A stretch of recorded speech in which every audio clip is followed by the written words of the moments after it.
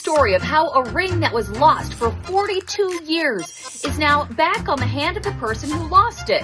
Well, actually, it was her boyfriend who lost it. So here we have the happy couple, Anne and Mike, pictured in all their 80s glory. Anne gave Mike her ring, which he wore around his neck.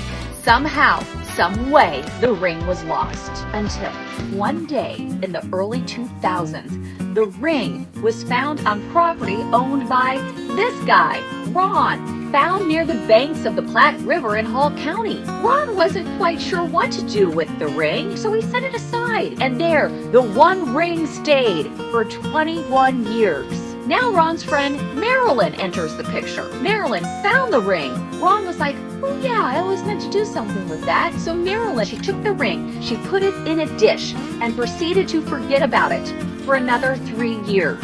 And that brings us to about today, when Marilyn refound the ring, and she put it on Facebook, even finding a page, Lost and Found Class Rings.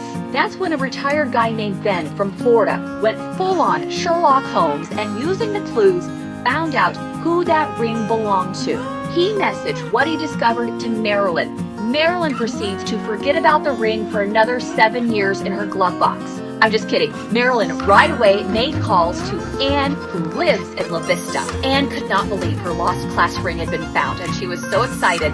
The very next weekend, she drove to Grand Island. You may ask, whatever happened to her old boyfriend who started this whole string of events? Well, she married him. They're still married today. In fact, they both went to Grand Island to get the ring. And then it turns out Ron, who found the ring, and Mike, who lost the ring, are distant relatives.